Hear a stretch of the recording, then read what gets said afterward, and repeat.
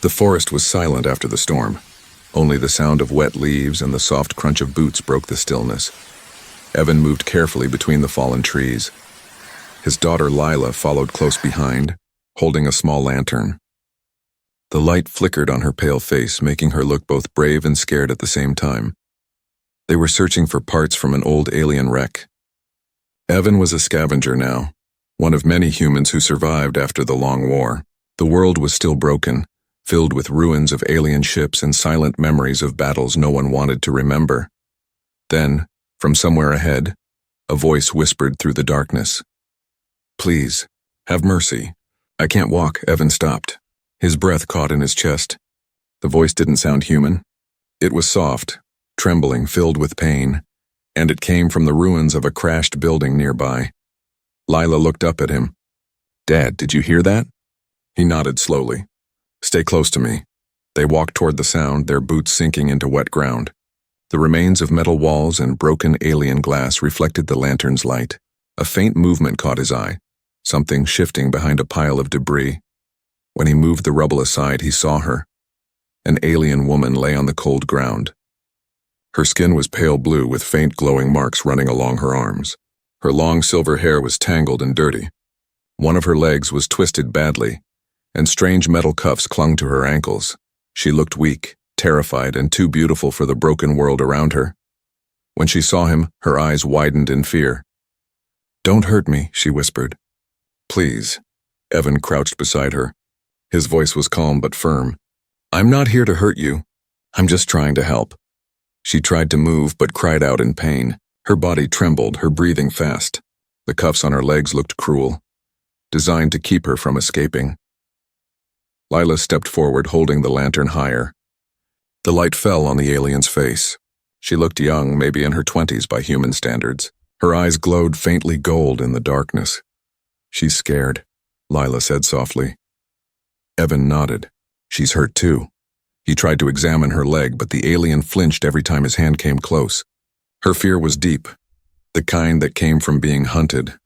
"I'm not like the others," he said. "You're safe now." The alien stared at him, confused. "Humans don't help us," she whispered. "Some do," he replied quietly. She stared at him for a long moment. Her lips trembled. "Why are you helping me?" Evan didn't have an easy answer. Maybe because she reminded him that kindness still mattered. Maybe because his daughter was watching. Maybe because he was tired of seeing suffering, no matter whose side it came from. "Because someone has to," he finally said. He reached out and carefully broke the metal cuffs. They snapped apart with a soft metallic click. She gasped, touching her free ankle as if she couldn't believe it was real. When he tried to lift her, she panicked again. "Don't take me back." "Please, not there." "Back where?" he asked, confused. She shook her head weakly. "They'll find me if I stay. I can't go back. I can't run." Her body went limp from exhaustion. Evan sighed. He looked at his daughter. "We can't leave her here." Lila nodded without hesitation. "Then let's take her home." He gently lifted the alien woman in his arms. She was light, almost weightless. Her skin felt cold, her pulse weak. Her head rested against his shoulder as he carried her through the rain-soaked woods. The forest seemed darker now, like it was watching them. Every sound, every broken branch, every whisper of wind made him turn his head. He didn't know if someone was following, but his instincts told him they were not alone. Lila walked beside him, her small hand clutching the lantern. "Dad, who is she?" "I don't know," he said, "but she needs help." As they reached their old cabin at the edge of the forest, thunder rumbled in the distance. The cabin was small but warm, a place he built after the war. Far from the cities, far from the pain. He laid the alien woman on his bed, covered her with a blanket, and checked her breathing. She was still unconscious, but her face looked peaceful now. Lila sat beside her, curious but gentle. "She looks like an angel," she whispered. Evan smiled faintly. "Maybe she is, or maybe just someone who's been through too much." Outside, the wind picked up again and the trees swayed. He closed the door and checked the locks. Something about the whole encounter felt strange, like it wasn't chance. As he turned back, the alien woman stirred in her sleep, whispering words he didn't understand. Her glowing eyes opened for a second, locking on his face. "Why, did you save me?" she asked weakly. Evan hesitated before answering. because no one else would. Her lips curved into a faint smile before she drifted back into sleep. He stood by the window, watching the forest. The night felt heavy, full of unseen eyes. He didn't know it yet, but saving her would change everything, not just for him, but for the whole world that had forgotten what mercy meant. The storm outside grew stronger, lightning flashing across the sky. Inside the cabin, a quiet peace settled for now, but deep in the woods, something red flickered, a small light blinking in the darkness. Someone or something had noticed her missing, and they were coming. The morning came quietly.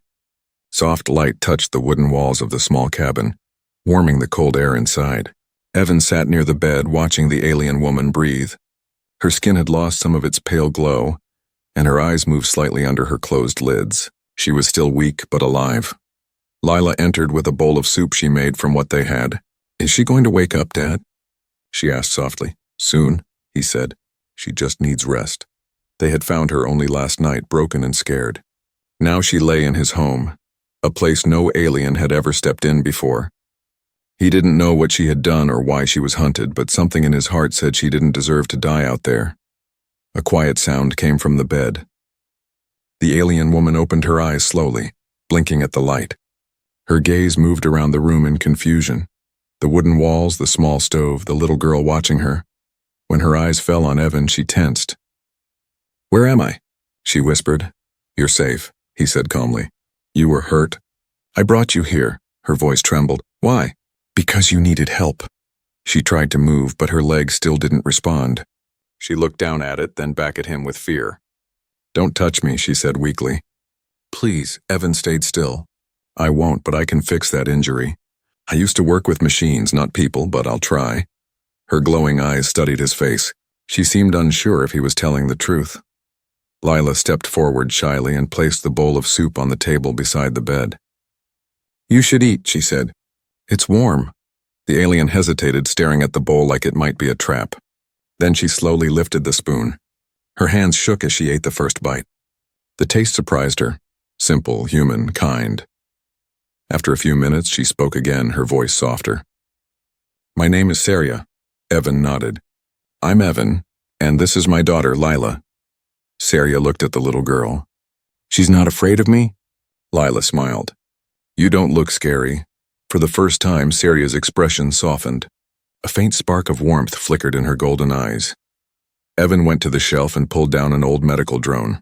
Its metal was dented, half rusted, but he had kept it from his army days. He set it beside the bed and worked on it with small tools. Sparks jumped from the wires as he reconnected its circuits. When the machine came to life with a low hum, Saria flinched again. "It's okay," he said. "It's just a scanner. It won't hurt." The drone floated over her leg and projected a soft blue light. On the small display screen, broken bone lines and torn tissue appeared. Evan frowned. "They did this to you on purpose," he said quietly. Saria looked away. "Yes, my people did." Evan was surprised. "Your own people?" She nodded slowly. "I was not a soldier. I was a scientist. They wanted me to build weapons. When I refused, they made sure I could never walk again." The words hung heavy in the air. Lila's small voice broke the silence. "That's mean." Saria's eyes filled with emotion. "I thought humans were the cruel ones," she said softly.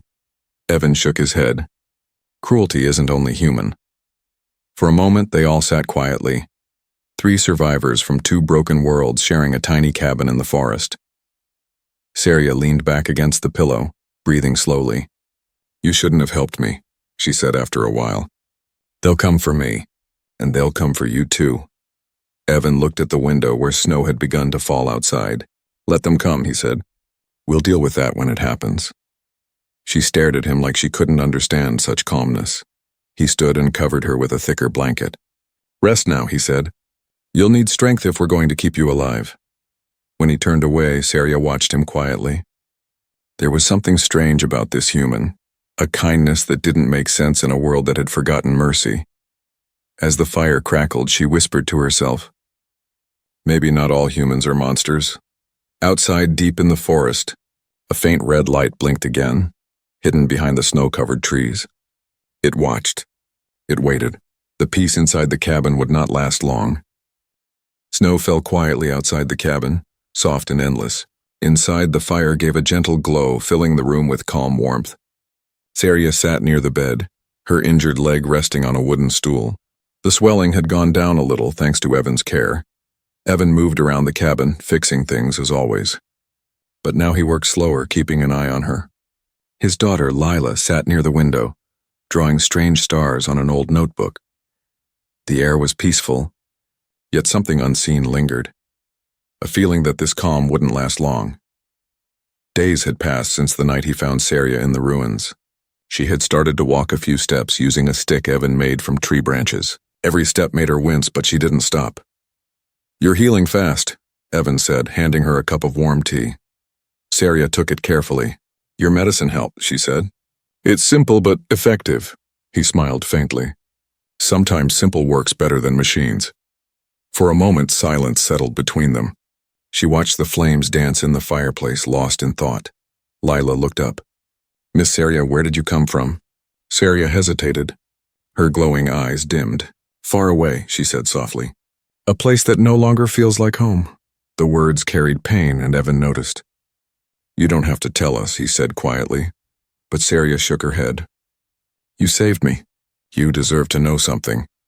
She told them how she once worked in an alien city under a ruler who wanted power. She had built machines that could heal, not destroy. But when war came, they forced her to change her work. When she refused, they punished her, breaking her legs so she could never run again. Lila's eyes filled with sadness. "That's horrible," Saria smiled faintly. "It's how my world teaches obedience." Evan clenched his fists. "No one should be treated like that." "Not human. Not alien." Saria looked at him. "Then why did humans destroy my world?" He met her gaze steadily. "Because fear makes monsters out of all of us." The fire crackled louder for a moment, as if the flames were listening. That night, after Lila went to sleep, Evan stepped outside to gather more firewood. The forest was quiet but not peaceful. He felt watched. Somewhere far behind the trees, a faint red glow blinked, the same light he had seen before. When he returned inside, Saria was awake, staring at something small in her hand. It looked like a piece of silver metal, no larger than a coin. He had never seen her hold it before. "What's that?" he asked. She quickly hid it. "Nothing. Just an old memory." Evan frowned. It looked like a transmitter. Saria didn't answer. Her silence told him enough. He stepped closer. "Did you send a signal?" Her eyes darted toward the door, then back to him. "You wouldn't understand. Try me," he said. Saria took a deep breath. "I activated a distress call the night you brought me here. It was for help, but now I regret it." Evan's voice hardened. "Who did you call?" "My people," she said quietly. "But they are not coming to rescue me. They are coming to silence me." The words froze him. She looked down, shame in her eyes. "I wanted to believe someone still cared. I was wrong." Evan didn't speak for a moment. Then he said, "So now they'll come here." She nodded. "Yes, and they will not stop." He looked toward the small room where Lila slept. "Then we'll be ready." Saria stared at him, confused. "You're not afraid?" "I've faced worse," he said simply, "and I'm not letting them hurt my daughter. Or you." Her lips parted as if to reply, but no words came. For the first time, she saw something in him that her world had never shown her. Courage without hate. Protection without gain. Outside, the red light blinked again, closer now. Moving between the trees, Saria whispered. "They've found me." Evan picked up his old rifle from the wall. "Then it's time they learn what happens when they come after the wrong people." The storm outside grew heavier, wind howling like a warning. Inside the cabin, the fire burned brighter. 3 lives now bound by danger, mercy, and something stronger than either world had ever known. Snow kept falling outside, soft but endless, hiding the world under a white silence. Inside the cabin, the air was heavy with fear. Evan sat near the table, cleaning his old rifle. Saria stood by the window, her hands trembling slightly as she watched the forest. The red light they had seen last night was gone now, but both knew what it meant. Someone had found her trail. Someone was coming. Lila was still asleep in the other room, unaware of the danger that crept closer every hour. Evan spoke without looking up. "Tell me everything, Saria. Who's coming for you?" She turned from the window. Her voice was low, tired. "They're not soldiers anymore. They're hunters. They track anyone who disobeys the high command. I was one of them once, but I refused to continue their work. What kind of work? He asked. Saria hesitated, her golden eyes reflecting the firelight. I built an energy core, a power source stronger than any weapon. It could have ended the war, but I realized if they used it, it would burn entire worlds. So I destroyed the plans and ran. Evan's hands froze. You're saying you made something that could wipe out planets? She nodded slowly. And they want it back. He took a deep breath. Then why didn't you tell me before? Saria looked down. Because every time I trusted someone, I lost everything. Her voice cracked slightly. I thought you'd throw me out if you knew. Evan set the rifle aside. If I wanted to throw you out, I would have done it the day I found you. But I don't turn away people who need help. She studied his face, searching for any sign of deception, but all she found was quiet strength. You risk your life for someone you barely know. She said softly. Why? Because my daughter is watching me, he answered. And I want her to see what mercy looks like. The firelight flickered across their faces. For a moment, silence filled the room, a calm before the storm. Then a faint hum broke through the quiet. It came from outside, deep within the forest. A rhythmic pulse like engines hidden beneath the snow. Saria's body tensed. They're here. Evan stood checking the rifle. How many? 3, maybe 4 scouts. They won't stop until they find me. He looked at her leg. You can't run. So we make a stand. Saria shook her head. You can't fight them. They have cloaking armor, pulse rifles. Doesn't matter, he said. They'll have to come through that door first. She stepped closer, desperation in her eyes. If they find me, they'll kill you too. He met her gaze firmly. Then they'll learn what a human father fights like. Something changed in her expression. Fear mixed with respect. She had seen soldiers before, but none like him. He moved quickly, closing the shutters, placing metal plates behind the doors. Saria crawled to her pack and pulled out a small device. What's that? He asked. Something I built long ago. It scrambles sensors. Might buy us time. She activated it, and a faint blue field spread through the cabin. Outside, the snow seemed to shimmer. Minutes felt like hours. Then came the sound. Boots on snow, slow and deliberate. Lila woke up and ran to Evan's side, frightened. Stay behind me, he whispered. Through the cracks in the shutter, faint red lights moved in the dark. Shadows shifted. The hunters were near. Evan aimed his rifle at the door. His heartbeat slowed. Years of instinct returned. The calm before danger. Suddenly, a voice echoed outside, metallic and cold. Saria of the 9th Corps, surrender yourself. The child and the human will not be harmed. Saria froze. They know about Lila. Evan's grip tightened. They're lying. He looked at her. You ready? Saria nodded, her fear replaced by something stronger. I won't let them hurt her. The door burst open, snow flying in as red light filled the room. Evan fired the first shot. One hunter fell. The others spread out, their weapons glowing bright. Saria pushed Lila behind the bed and crawled toward the drone Evan repaired earlier. She tapped its core, rewriting its circuits in seconds. A high-pitched hum filled the air, then a flash of blue light exploded outward. The hunters staggered, their cloaks flickering. Evan fired again, hitting another. Smoke filled the cabin. When silence finally returned, 2 hunters lay still, the others retreating into the forest. Evan lowered his rifle slowly. You did that? Saria looked at the sparking drone, then at him. We did that. Lila ran to them, hugging Saria's arm. You're safe now. Saria smiled weakly. For now. Outside, the snow kept falling, covering the tracks of the attackers. But they all knew it wasn't over. The hunters would return, and next time they wouldn't come alone.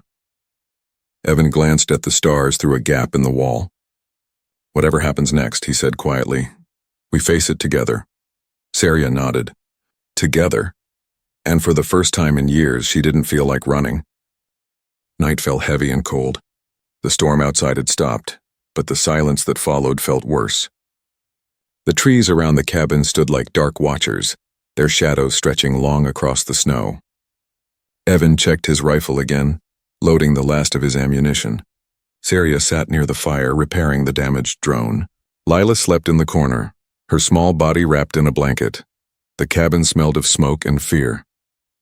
Every creak of wood made Evan glance at the window. He knew the hunters would come again. They never gave up. Saria's fingers moved fast over the broken wires. They will return at dawn, she said quietly. They always attack when the light is low. Evan didn't answer. He just stared at the door thinking. Then we make sure they regret it. She looked up at him. You can't fight them all. You'll die.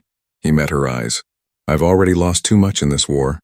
I won't lose her too. Her voice softened. You're not a soldier anymore. Maybe not, he said. But I'm still a father. The fire cracked.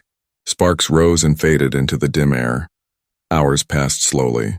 Then it began, a faint hum deep in the forest. The sound of engines and metal footsteps. The snow outside shimmered red from the reflection of their scanners. Evan turned off the lantern.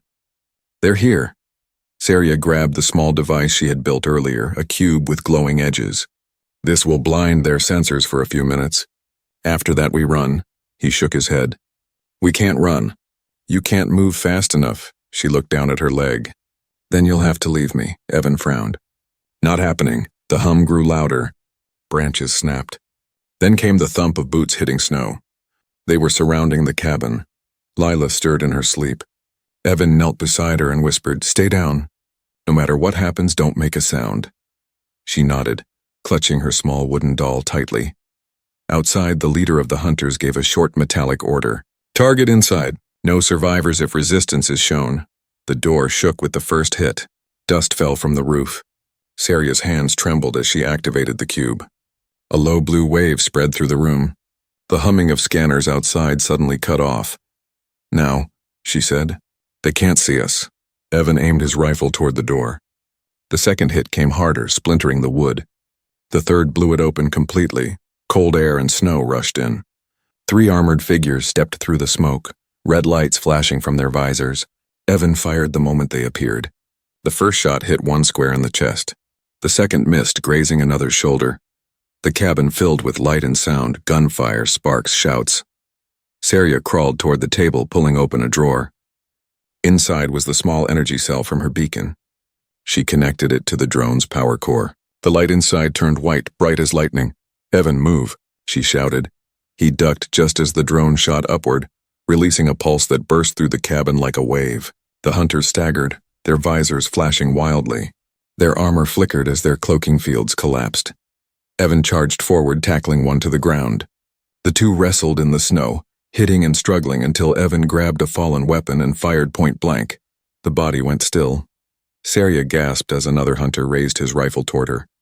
But before he could fire, the old cabin's beam cracked and fell, crashing between them. Smoke filled the air. Lila screamed as the fire spread across the wooden walls. Get her out, Evan shouted. Saria limped to Lila, lifting her with both arms despite the pain. She could barely stand, but she pushed forward through the broken door. Evan followed, coughing through the thick smoke. Outside, the cold air hit them like a blade. The fire behind them roared, consuming everything they had left. In the distance, the last hunter stood on a snowy ridge, watching them escape. His red visor glowed before fading into darkness. Evan and Saria collapsed near the tree line. Lila clung to Saria's neck, crying softly.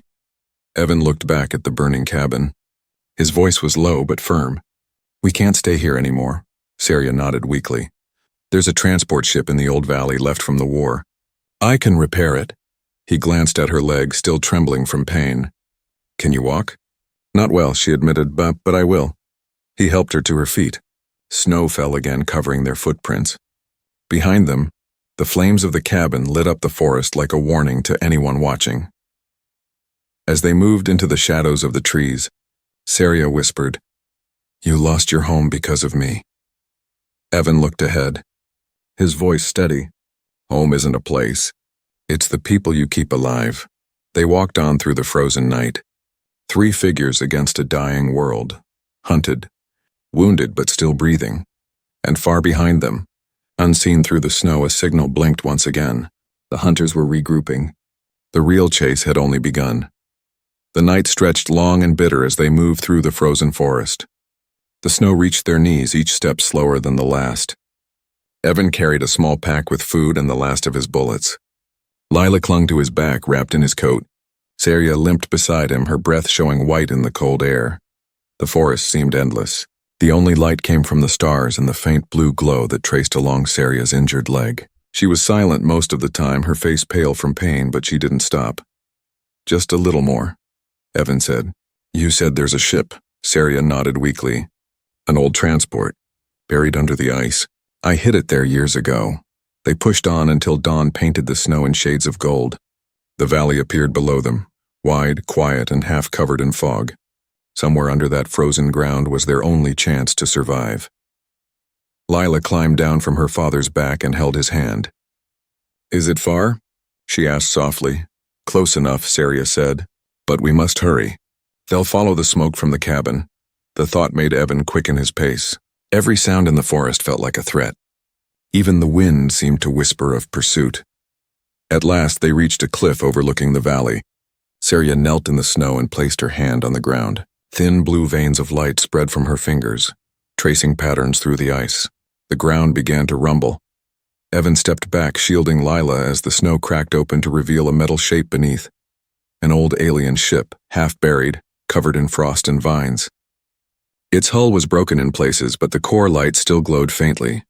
Saria smiled faintly. She still lives. They climbed down the slope. The entrance was sealed with ice, so Evan used his rifle's heated barrel to melt a path. Inside, the air was stale but dry. Dust floated like silver mist in the sunlight. Lila looked around with wide eyes. It's like a cave made of stars, she whispered. Saria moved slowly to the control panel. Her hands trembled as she reconnected old wires and circuits. Sparks flickered. The ship groaned as systems began to wake. Evan stood by the door, keeping watch. How long? Not long, she said. The core is still stable, but I'll need time to lift it from the ground. He glanced outside. Snow fell again, heavier now. It would cover their tracks down, but it would also slow the hunters. Then came the sound, faint, distant, but clear. The whine of engines. They're close, Evan said. Saria didn't look up. Keep them away for a few minutes. He loaded the last bullet into his rifle. I can do that. Lila tugged at his sleeve. Dad, don't go far. He smiled faintly. I won't. Evan stepped outside into the storm. The cold hit him like knives, but he ignored it. He took position near the rocks, his eyes scanning the ridge above. Through the blowing snow, he saw movement. Shadows moving fast, too fast. Red lights flickered between the trees. The hunters had found them again. He fired a single shot. The echo rolled across the valley. One of the shadows fell. The other scattered, firing back. Blue beams cut through the snow, scorching the rocks near him. Inside the ship, Saria gritted her teeth and pushed the last switch. The control screen flickered to life. Almost ready, she called out. Leela held onto the wall as the ship trembled. Hurry! Outside, Evan ducked behind a rock as another blast hit nearby. The ground shook beneath his feet. He looked back toward the ship and saw the faint blue glow spreading under it. Saria appeared at the entrance, limping toward him. Get in, she shouted. He turned and ran, bullets slicing the air behind him. Just as one beam hit the snow near his feet, Saria grabbed his arm and pulled him inside. The door sealed shut, and the sound of gunfire vanished. Saria collapsed against the wall, gasping. Her hands flew across the controls and the ship began to rise. The walls groaned, ice falling away in shards. Evan wrapped his arms around Lila as the ship lifted through the storm. The valley fell away beneath them. The hunters became tiny dots swallowed by snow. When they finally broke through the clouds, everything turned quiet. The sky stretched wide and endless, stars shining like scattered glass.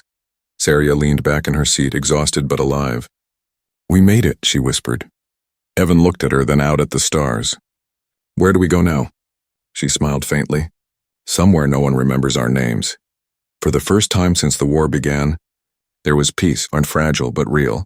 Below, the frozen world turned smaller and smaller until it vanished in the clouds. But deep inside Saria's ship, a faint red light blinked on the console, a signal sent without her knowing. Someone, somewhere had just learned she was alive. The stars stretched forever outside the window, calm and endless. Inside the ship, soft lights glowed over the metal walls. For the first time in years, there was silence. No gunfire, no running, no fear. But peace never lasted long for people who carried secrets. Evan stood near the cockpit watching the stars drift past. Lila slept on one of the seats, wrapped in a blanket. Her small hand held Saria's pendant like it was something precious. Saria sat in the pilot's chair, her legs still stiff but her eyes wide awake. They had been flying for hours, crossing the empty skies above the frozen lands. The ship's engines hummed low, steady like a heartbeat. Yet something in Seria's face showed she wasn't at ease. Evan noticed it. "You keep looking at the monitor," he said. "What's wrong?" Seria hesitated before answering. "There's a signal I didn't send, but it's active. Someone knows we're alive," he frowned. "Can they track it?" "Yes," she said. "But not right away. We have time." Evan rubbed his face, tired and quiet. "Then we use that time wisely. You said there's a safe place." Seria nodded slowly. "A valley beyond the northern ridge. No one goes there. The storms hide it from scanners. It's the only place I ever felt safe." She steered the ship gently. The engines shifted tone as they descended. Below them, clouds parted to reveal a hidden stretch of land, green even in the cold, with rivers of light running through the soil. Lila woke as the ship touched down. "Where are we?" Seria smiled faintly. "Home, maybe." They stepped out into the valley. The air was fresh, filled with a soft hum of life.